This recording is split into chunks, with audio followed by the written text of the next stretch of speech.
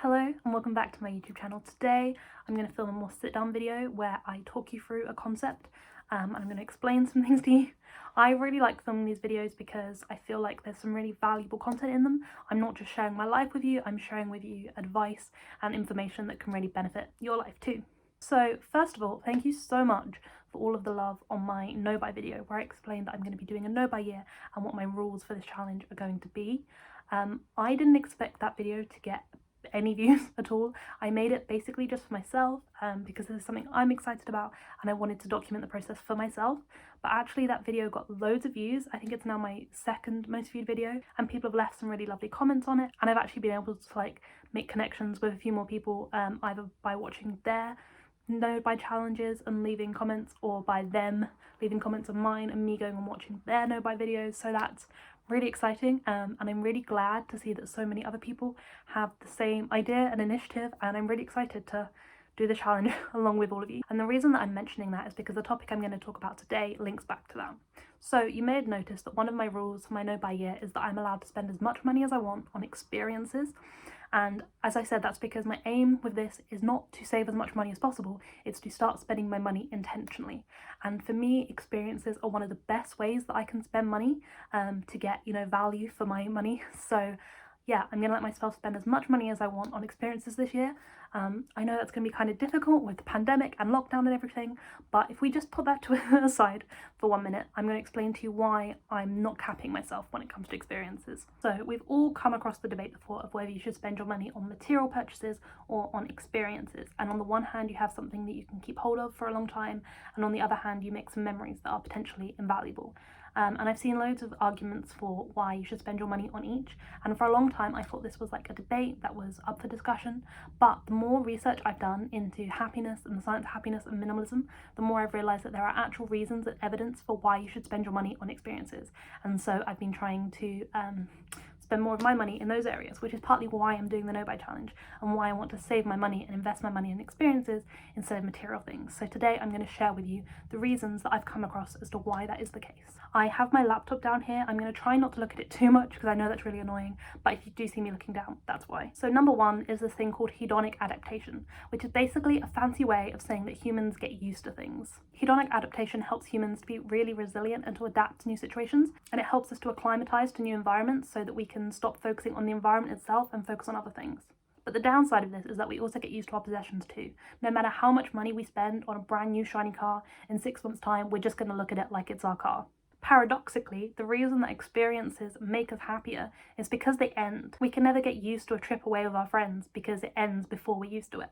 Therefore, although a holiday may only last a week, whereas a new shiny car would last you years, you're always going to look back at your holiday with fond memories, whereas eventually you're going to have different feelings towards your car. Number two, you can think of experiences as the gift that gives free times. So one of the reasons why scheduling experience or gifting someone else an experience is so magical is because they get to enjoy it 3 times, which means they get to enjoy it looking forward to it and anticipating it, they get to enjoy the actual process, and they get to enjoy reflecting on it and having great memories of that day. Studies have shown that anticipating an event and being excited about an event can have a bigger impact on our mood than the actual event itself.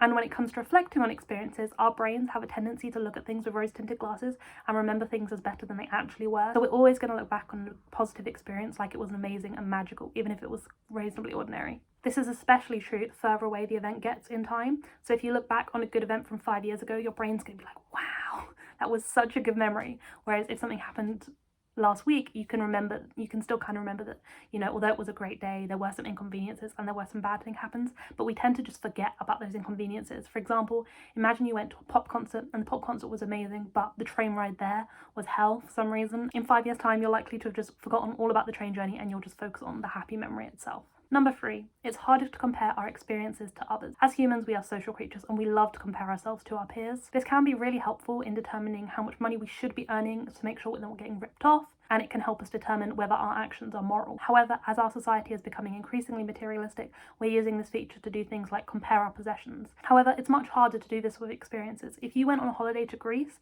and your friends went on holiday to Wales, it's really hard to compare those experiences because they're so different, and you're just so unlikely to have the same experiences as your friends and family. And this can even apply to smaller events, like your trip to the cinema might be completely different to someone else's trip to the cinema, but that doesn't make it any better or worse. And this means that we're less likely to get sad because we're less likely to compare ourselves to our neighbours and think, oh, I wish what they had. Number 4 is that experiences tend to involve socialising, and as social creatures, we tend to value social experiences the most. Even if you claim to be an introvert, you'll probably find that when you look back on your life and think of your happiest memories, there are probably times when you're surrounded by your friends and family. And the more of these memories that we can collect, the better, really. If someone gives you a physical gift for Christmas, you might treasure it for a few years, but you're unlikely to treasure it for a lifetime the way you will with fond memories. And number 5, the final thing, is to do with relying on our purchases to make us happy.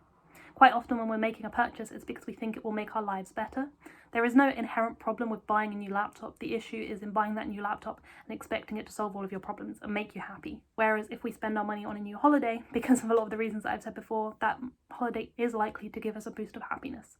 And so it's not unrealistic for us to expect that a happiness is going to bring us joy in the way that a laptop might not. So in conclusion, I'm not against material purchases. If your old laptop is really slow and a new one will really help you to increase your efficiency and productivity, then you should buy one. You should buy a new car if your old one has become unsafe. And you should buy new socks if your old ones have holes in them. However, you should not buy physical items with the expectation they will bring you happiness. If you have money to spare and you want to use it in a way that will make you happy, you should spend that money on experiences. Okay, I think that's everything. I hope you found this interesting and I hope it helps you to reflect on how you're spending your money. I think next week's video is going to be an update on my no-buy. I wasn't sure that I would have enough to say after just 1 month, but I actually have 3 or 4 things I want to say, so I think that's what next week's video is going to be. So if you're interested in this journey to do with finances and happiness, make sure you subscribe so that you can see next week's video. Thank you for watching. My name is Louise and you can find me on Instagram and YouTube at Louise Does Life.